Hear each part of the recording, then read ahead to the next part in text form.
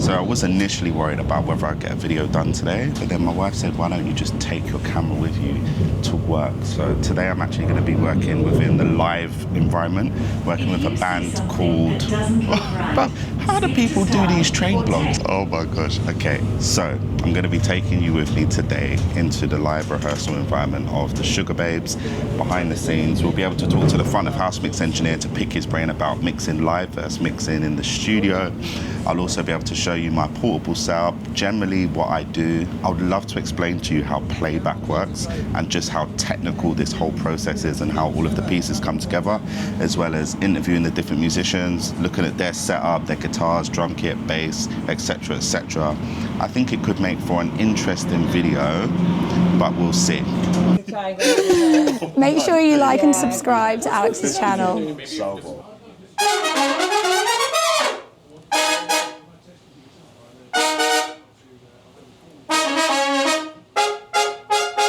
How you doing, Bits? I'm great. I'm just getting ready to do this rehearsal. Yeah.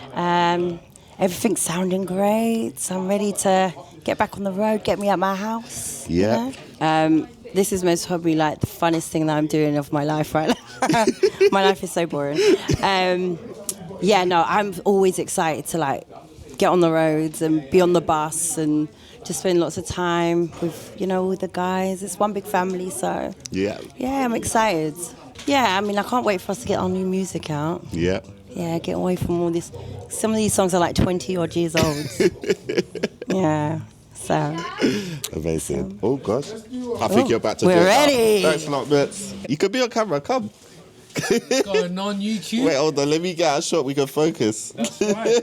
Make sure the focus is there. Francois, always coming with the banter.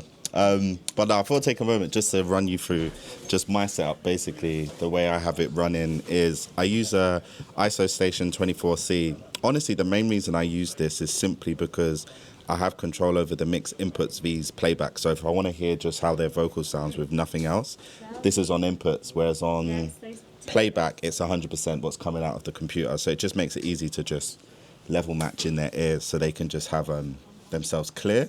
And then other than that, it's just 2 in, 2 out, 2 in, 2 out, pretty straightforward. Microphone-wise, I'm using a dynamic microphone. So I'm just using this PreSonus mic, which is the PreSonus PD70. Honestly, it's about £80, but it's really good because it's quite directional, whereas with a condenser mic, even though it's better quality, it will be omnidirectional, it will pick up a lot of the noise around the room. But sometimes when these guys are on their lunch break, you want to still track vocals, so having this and holding it really close to the mouth just means you just get quite a direct sound, and even though there's been people talking in the background and stuff, it still does a good job of cutting it out. Headphones wise, very simple, DT770 Pros, just so they can hear themselves. Pretty simple setup really. We don't bring anything too expensive because Keisha, as lovely as she is, she loves to put her fruit juices by all of the equipment on my desk. Oh my God, so you have to make sure we're not taking too many financial risks on the gig. So just bringing good enough stuff to get the job done. That's light, all fits into a backpack. Yeah. This is Alistair. This is Playback World. So yeah, it is. Most people are going to have no idea what it is that you do. Yeah. So just break it down for us. What's your role and what's your part in this whole setup? I have to make sure the backing tracks don't go wrong, basically. Okay. So no pressure? No pressure, no. Like, essentially, the stuff that comes out of the laptop in various different ways controls pretty much every aspect of the show, from the lights, video, it's click track for the band, and then it's everything that's coming out front of house as well. Okay, so I know you're running Ableton. Why not Logic? You're gonna have to bleep a lot of this. You're gonna have to bleep a lot of this. And you know as well, because it's. No, but you know what? This is actually where Ableton's king. Why is Ableton actually the king? Editing and everything like that is so quick and so easy. Pitching stuff is so quick and so easy. Moving around projects, MIDI mapping. MIDI mapping is a big part of it as well. Being able to move around sets easily and all that kind of stuff. It just feels quick and easy to use. Okay. Yeah. Gosh, yeah. And reliable. Yeah, I can't imagine Logic will play back with any reliability whatsoever. No. And you've got your playback rigs here. So am I correct in saying you've got... This is playback here. Okay.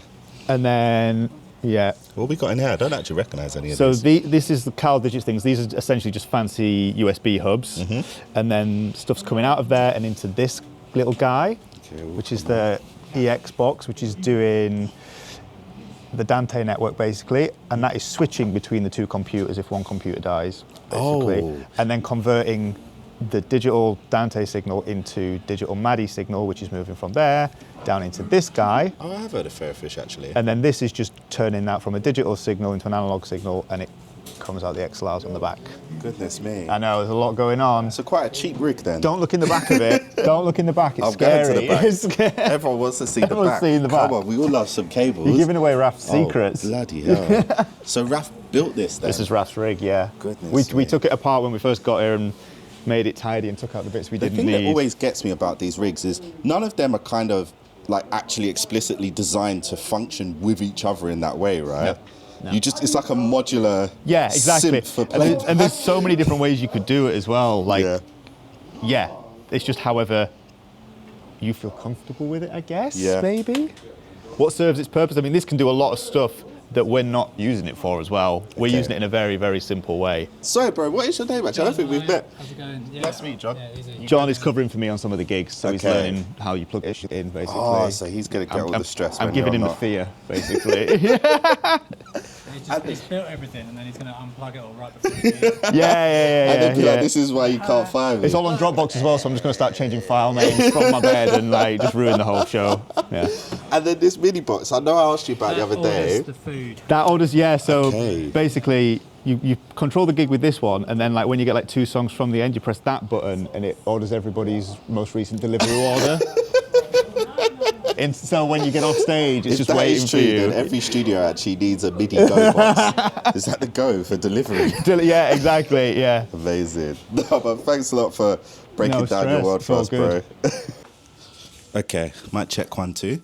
So part of my job on this gig is just making sure that everything's leveled, because I'm the one who produced and kind of made a lot of the stems that they're using for playback, and also I recorded any BVs or additional vocals. Then I have quite a good understanding of how things should be leveled and how things should be balanced. So now I'm going to be going into front of house to listen to the set from beginning to end, just make sure everything's leveled, make sure everything's balanced. I have a good understanding of how the girls like to have their vocals, so I'll be just like an ear for them in front of house, but ultimately at the end of the day, they'll also take home the recordings and listen to them and give some notes tomorrow. But it's just a case of working between myself, Playback Alistair, who you saw, who's running the Ableton, who's got all of the individual stems, which I sent over to him of the vocals. So if there's any changes that are needed, he can adjust the levels, and then that will then be sent as a stereo mix to front of house, who then has some basic kind of compression, EQ and stuff over that bus, which he then blends in with the live vocals and live bands. But yeah, let's head over to front of house. One of the country's most successful girl groups. They formed back in 1998.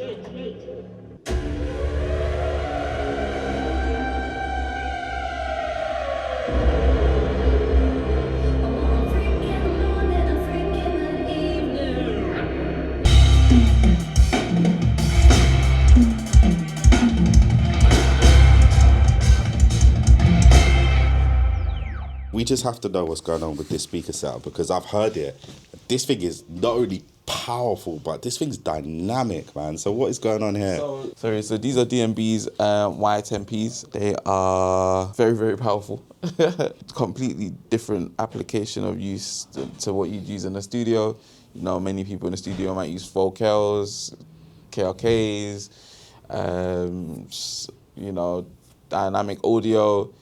You wouldn't find this in the studio. This is more for live use. Tell us about this subwoofer. This is the biggest subwoofer I've ever seen in my entire life, bro. What inch is this? This is a 18-inch subwoofer. It's 18 inches. The DMB V sub. It's a nice setup. Would you always go with this brand then, or are there other brands? Because I'm not familiar with the speaker brands in the live world. There are other brands, but this is really good. This is a really good box. So Femi, you're front of house mix engineer. Who's some of the people that you've worked with? I've worked with the likes of ASAP Rocky, Ashanti, Jojo, H. I always forget people that I've worked with, but a few people here and there. Oh, Paolo Nutini, that was one of my favourite people to work with. Interesting. Yeah, I've done a few bits here and there. So this is front of house world. This is... Yes. I mean, all jobs are important, but this one's quite up there when it comes to importance, because obviously you're responsible for... what everybody's hearing out front, and making sure what's happening on stage translates well to the audience. Okay. You know, someone said once, if there's a blind person in the audience, the sound needs to be so impactful that they walk away feeling as if they've seen the show. Wow. Do you know? Guys, we need to be mixing like that, you know? Bruv, what? That's a philosophy and a half. Yeah. That sounds like preaching. I'm not gonna lie. You know, church.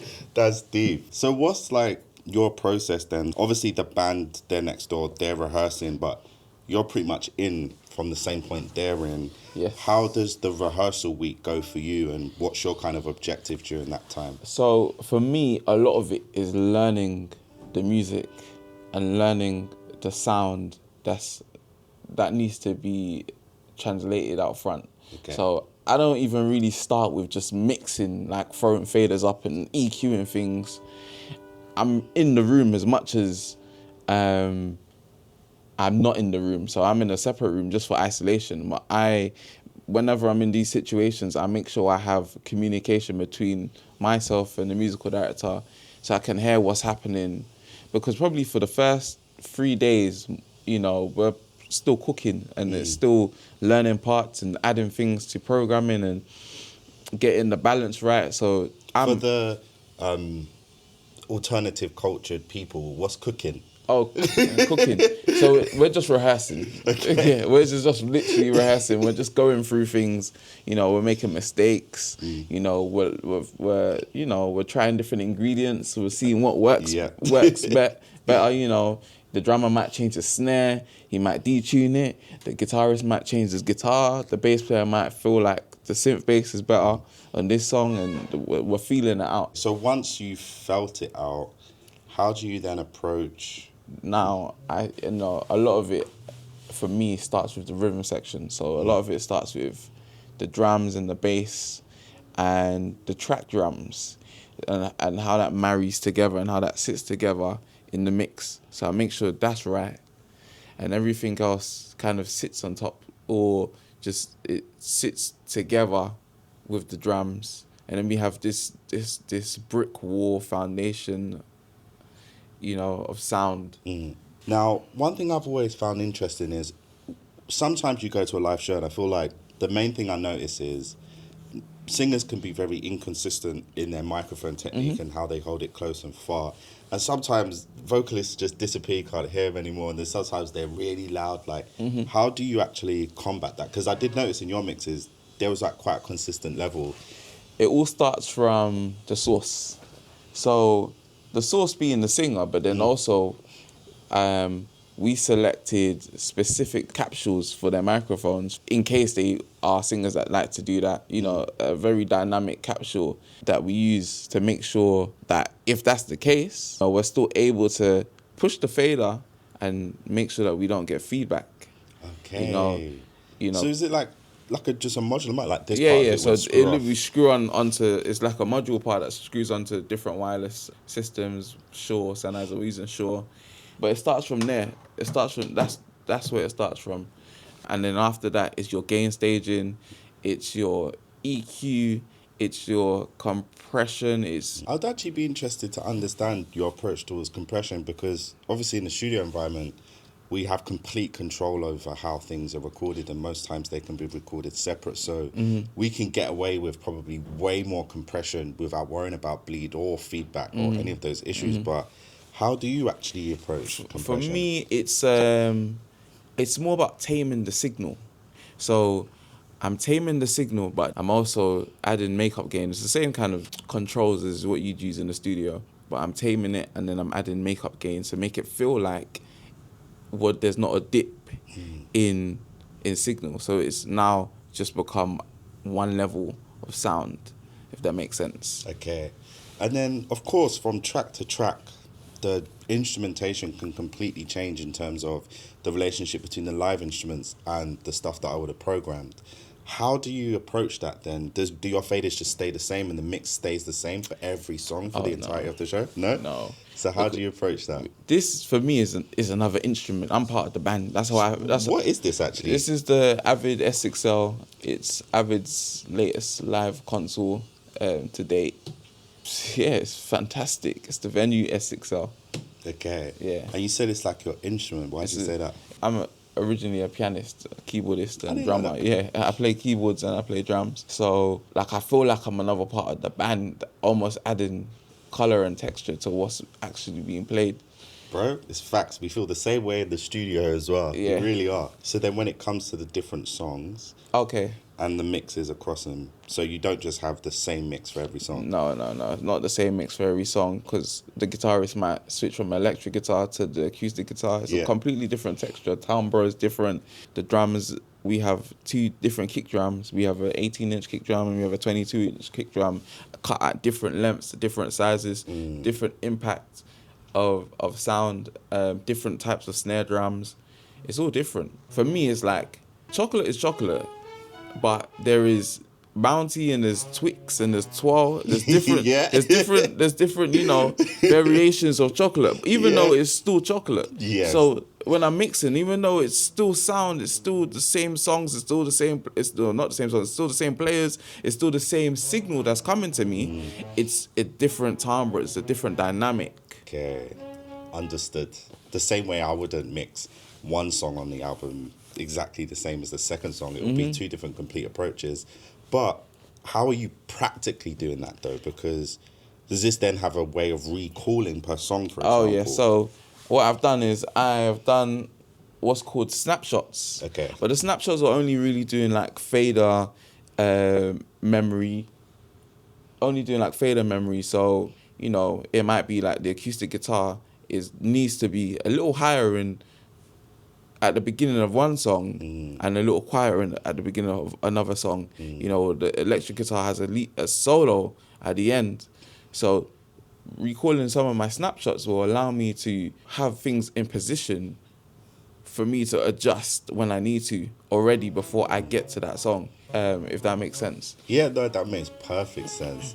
Now, talking plugins wise, are you limited to just like the built-in EQ compression on the desk, or I feel like I saw some wave stuff popping up on your screen over there? Is there something down there? Yeah, so I'm using a Live Waves rack server. It basically allows me to take some of the plugins from the studio and use them live. I'm using H-Delay and I'm using the SSL G comp bus on the drums. Back up, by the way. Oh, look at this, fantastic. On my drums, you know, to add some glue to the drums. An SSL G bus made it into the mix again. Yeah. And then I have an all band bus, which keeps the band, you know, because the band sometimes might poke out a bit over the vocals. So just to keep it a little tight, I've got the SSL as well. Just, you know, like plugins are like your spices, your herbs in the kitchen. You don't need to add too much. Just add enough so that it creates that change, you know, in dynamics for you. Yep, 100%. And then lastly, what advice would you give to people who want to get into this world, this live world, front of house mix engineer? I would say start mixing in a box. Do you know what? You can actually talk directly to them. I would say start mixing in a box. I would say I started mixing in Logic. That's how I learned to mix. So I mixed in Logic, then I moved over to Pro Tools, and I just got my mix right in Logic and in Pro Tools. And then this is easy to learn. It's just about understanding what you're doing and, you know, navigating the consoles, because every console is different, but it's really, really easy. And just stay focused and consistent, be consistent, and don't be afraid to take criticism. I still take criticism now to this day, you know. You know, it's all about taste, and it's, you know, but just have your own swag, or have your own style, and yeah. Now, there's one part, and I know everyone's going to want to know this, because you can get to the point, where you're excellent, you're great at what you do, but you could just be great in your bedroom. How do you go about actually getting the job? A lot of it was networking. You know, speaking to people, talking to people, just being cool, finding out what other people like doing, seeing if your interests align. Send someone a mix, send someone a beat, you know, if you're a producer, if it's mixing, mix something for free, you know, just be like, I started mixing a lot of things for free. I mixed a few things for free at the beginning, you know, mix it for free, put it out online. People, if you use Instagram, TikTok, you know, these are places that people like to see what you're doing. Someone eventually will reach out to you for some work, and that's how it starts. Amazing. Femi, thank you so much for giving us your time. That should have an echo, right, Mert? Like the O2? Yeah. They said that will come out on their house. Oh, nice. Yeah. I'll make it slow and... Like Beyonce, yeah? Alright, cool. So from this one, the preset. I've taken out your ad-libbing first. So Ali, so all of this work we've done, all of those hundreds and hundreds of stems, but thousands probably. Thousands. Really, yeah. But the reality is when it comes to playback, that's a CPU nightmare. Absolute nightmare. So how do you approach making sure that this thing can play back on the show without skipping? So basically you decide how you want to group things down. Okay. So we've grouped stuff into drums, bass, music, and BBs. Oh, there's some horns in the background, by the way. And maybe horns soon, actually, as well. Who knows? So in the individual song sessions, we just group everything and then bounce it down to individual things. So essentially, in the final project, you have 4 different pieces of music, or audio, basically, and then you have these things at the top, which is my different click tracks going to different places. So this is for the band, this is for the girls, and then at the top here we've got a bunch of MIDI information doing stuff, so that lets me navigate stuff easier. And then this is MIDI going to change SPD and other MIDI things all over the stage. Amazing. So basically I just press play and then just have a dance. Amazing.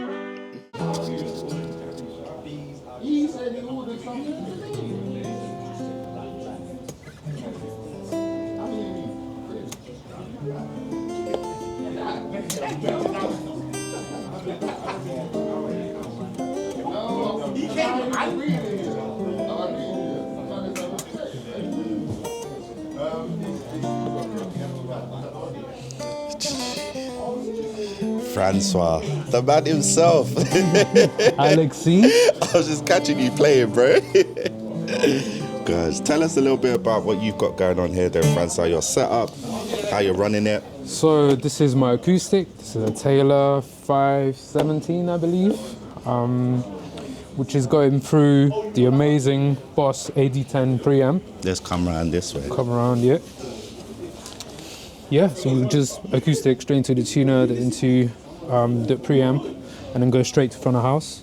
And then electric wise, here it is, using the Fractal. Okay, so what is this Fractal, bro? So this is a rack unit which does modeling for amp cabs and effects and everything. Just, yeah, preamp, effects processor sort of thing. You can just do whatever you want with it, really. Okay. Yeah, then wireless unit and a bunch of storage and all the stuff that we need. What's the wireless unit? What's going on there? There. So this is the Shure Axion, I believe. Oh, so you're not actually going out to them via like a jack or anything like that? No, because I need to go to the front of stage. Because I was thinking when you're soloing, like, how are you actually doing that? Because I never see wires. Yeah, so that's it. Like, you've got the pack on the guitars. So you've got here. the pack. So I've got 2 packs, one for my ears, one for the guitar. And then, yeah, the tech usually comes around to the foot controller, does the changes that I need while I'm at the front. Okay. And yeah, pretty simple rig, really. And then I just use my laptop to program all the sounds, to name the presets, the different scenes. And that's connected to the Fractal? Yeah, yeah. Okay. So I'm not actually using any sounds from my laptop. It's just an editor to control that unit. Nice. And what electric you running? So this is my spare PRS. Come on, we want to see it. You're hiding it. There we go. And then the main is just coming there with my wonderful tech, Andy. Turn around. Oh, hello, Andy. Hello, nice to meet you. He's coming with gifts. There we go. And then here's the main. So whilst I've got you there, Andy, what did you just do to his lovely guitar then? I got my hammer and chisel out and just set it up. Okay. Give it a nice knot with a hammer. It does exactly what you want it to do. Amazing. Trade secret. That's a nice colour. Do you choose that Nice yourself? one. Yeah, so this is late 80s made in Japan Fender, which is a bit of a Steve Lukather tribute. If you know, you know. Mm-hmm. And yeah. Dope. Lovely stuff. Keeping it simple, couple electrics, acoustic, and fractal stuff, really. Nice, man. Well, We're thanks good for to go. showing us your setup, bro. How you got it Anytime. run. Okay, so here we have Callum. Callum, tell us a little bit about what you're doing on the gig today. So I am the drums and keys technician on Sugababes. So then probably what a lot of people don't understand as well, I know this because I'm always here early. Yeah. That kit just magically doesn't appear set up like that, does it? Let's go over to it. Let's have a look at this kit, bro. So am I correct in saying that you set this up, right? Yeah, that's my job. Okay. So how do you go about just knowing, I guess, how to even approach setting something like this up? Is it that you've worked with him for a long while? It's that, and also with things like these, labeling is your best friend. Okay. So as long as certain things are labeled and labeled to how it makes sense to you as a person, everyone does things differently. I label it how it makes sense to me. That way, night after night, morning after morning, whatever it is, every time it's set up, it's exactly the same. Okay. And I know this looks mental, but it's all organised chaos. Yeah. Well, he plays it amazing, so. Yeah.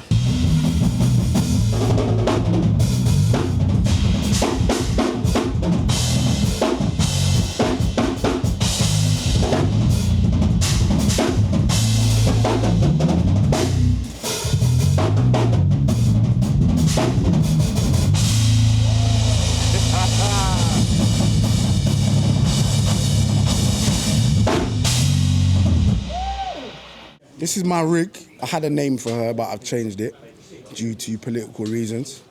Come round, come round, come round. Round. All right, cool. This is the rig. Isn't she so beautiful? SPD, the new SPD, we run in the Porter and Davis. My many glasses, because I'm light sensitive. If you don't know, I don't wear glasses for no reason, okay? But I will be healed very soon in Jesus' name. Amen. We are using DW drums. They made this drum kit for me. You can't buy it anywhere because there's only one in the world. And it's mine. Zildjian cymbals, couple FX prototypes and bits and bobs over here. Roland Electronics.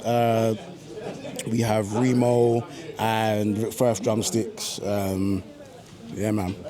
But what we've got right here, right, is that we've got two bass drums. So for all the choruses, we've got the main bass drum, and then for all the verses, we got the 18 cocktail kick drum over there. But then we've got that triggered as well. We've got a Roland trigger just on there, and that's giving all of the beef and stuff. So yeah, man. So sweet. That is it. We're about to get into. Oh my gosh, guys! Alex just got banged in the head. I wish that was on camera, but he's behind the camera. So Aaron, yes, sir. The man himself. It's probably the most brightest energy in the room, right? Man's always bringing the vibes. You always notice when he's not here. Today. So what instrument are you playing? I'm playing the bass and the synth bass. Oh, bro, this thing is beautiful, man. It Can we start is. with this? It is, because I know they don't even make this one anymore, right? They don't, unfortunately. So why this? Why did you go with this and not one of the new modern ones that they brought out? I thought it was the most appropriate for the music, considering the time that the music came out as well. And I just love it, man. It gives me everything that I need. So yeah, man, this and my Fender baby. Nice. So why this Fender? Well, you know, she's kind of brand new-ish. And it's just a sound appropriate for the music that we're playing. So yeah, man. Okay. So something I love to do as a producer is just running synths and stuff out through pedal boards. Yeah, man. So what have you got going on here? And what would you be using these for in different use case scenarios? I'm going to try and come round. Yeah, man. Let me get out of your way. Each pedal kind of has this, own song basically that it takes over, or like chorus. Number 1 is an envelope filter, but we don't use that really on any songs. Number 2 is an overdrive that I use on Round Round. Chorus, I'm kind of just like in and out throughout the whole set. And then I've got Octave 2, OC2 and an OC5, both octave pedals, but kind of like different tonalities on both of them. I use them on Red Dress, and I use them on Garage Medley. Okay. You're really catching me out, yeah? But yeah, just a few songs. Those are my pedals, though, man. And tell us about these trainers, bro. Where'd you get these from, bro? I buy a lot of my trainers on eBay now, man, because I got big feet, and my size goes out quite quickly, so I got to buy from these general resellers. But I got some Air ones, the lows, red. Bro. Sick. And is this just your backup bass? This is my second baby. I got 2 children, and you know, I thought I'd just bring representations of them on this gig. So yeah. Dope. And then what's going on over here? Has he got Avalon? I've got an Avalon, Avalon DI. Oh, is it? All right, Parker. Yeah, I got a U5 Avalon DI. Again, it just shapes my tone a bit. So what would you say, like, if you didn't have that, what would be the difference that you would notice when playing? Maybe not as warm.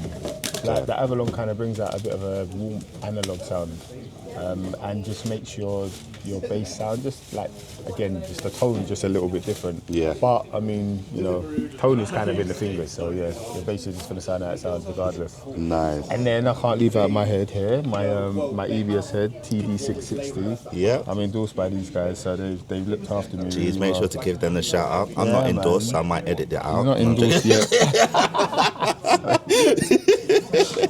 sorry. Yeah, run up the peas, bro. Sorry, bro. Free promo. Sick, man. Alright, bro. Well, thanks for showing us your setup. All good, bro. What's this for? My YouTube.